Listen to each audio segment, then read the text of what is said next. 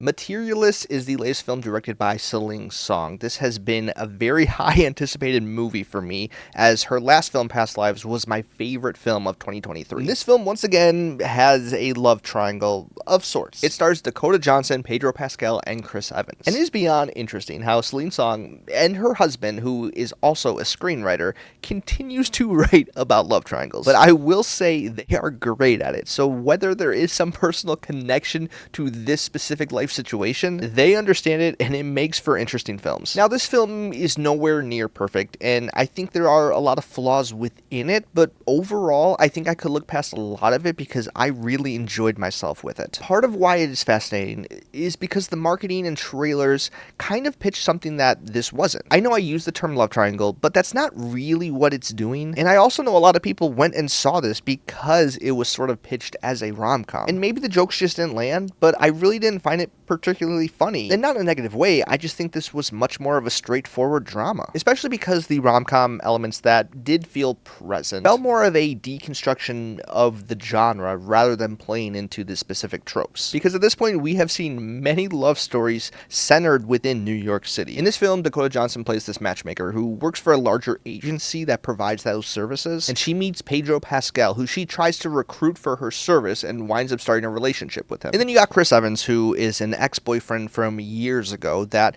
is still a major part of her life. And so what makes this movie unique outside of the typical love triangle rom-com is this film is less concerned about who she's going to pick, if anyone at all, but it more uses all three unique characters to pretty much just have conversations surrounding the topics of dating and love. In that sense, it has a lot of similar tones to Woody Allen or Walt Stillman, where the majority of this film is just characters sitting around having conversations, which admittedly is a genre I love. Because Dakota Johnson's character is someone who almost has given up on love. In fact, she views it as math. She thinks it's a formula that you can try to fix, especially when it comes to dating. If this person checks this box and this person checks this box, then they're clearly going to be compatible. And then comes Pedro Pascal, who is pretty much the most ideal candidate for every woman in her 30s. He's rich, charming, good looking, makes direct eye contact when giving you a compliment. And then there's Chris Evans, who probably has a bit more personality than Pedro Pascal, but his life situation isn't quite there. He's a struggling actor, he's working a catering job on the side, and so while Dakota Johnson is entertaining the idea of both of these men, she's also trying to figure out for herself what she even thinks about dating or love. Is there a such thing as true love, or is marriage simply a business transaction between two people? And I think your opinion on this film will be determined by two things. One, how deep you actually find these conversations. Because for a lot of people, these are conversations that they've already processed, and they aren't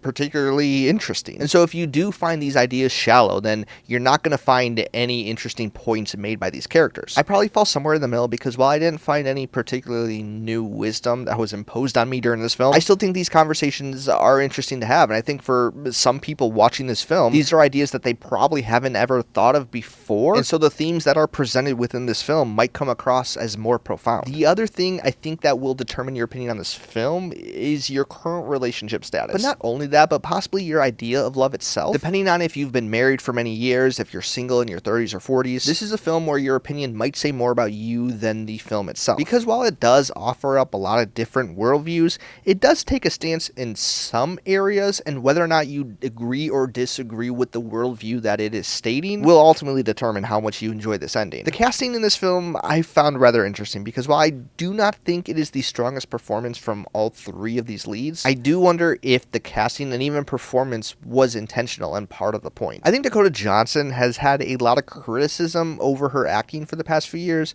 but I do think this film utilizes her rather well, because there is something that is often cold and distant with her performance, and I think that rather fits her character here. And so I do think you can watch this film and walk away saying these performances were bad, but I would argue that for the most part they do fit the character arc that Celine Song is wanting to communicate. I think the only other issue I really had was the tone felt a little bit inconsistent at times, and like I said, it's not really a comedy at all, although there are some more funny situations that you might snicker to yourself, not because it's trying to be funny, but because it is so relatable in a sort of sad and depressing way. But there is one dark plot point that takes place that I don't want to spoil, but I do have questions on whether it was handled the correct way, and it's surrounding the risks that come with dating. How when you meet someone, you don't don't know who they really are. And to be honest, there's a chance you may never know, even years into dating or marriage. And so while I am glad it did address this issue and kind of show the serious side of how crazy and messed up this whole scene can be, I have seen some fair criticism of it, especially people who have experienced a very similar situation. And so I clearly don't have the answers on how it could have been done better. I just do think some people are going to appreciate that representation, but others will be bothered by it as well. But all that being said, this was one of the more enjoyable films I've seen this summer,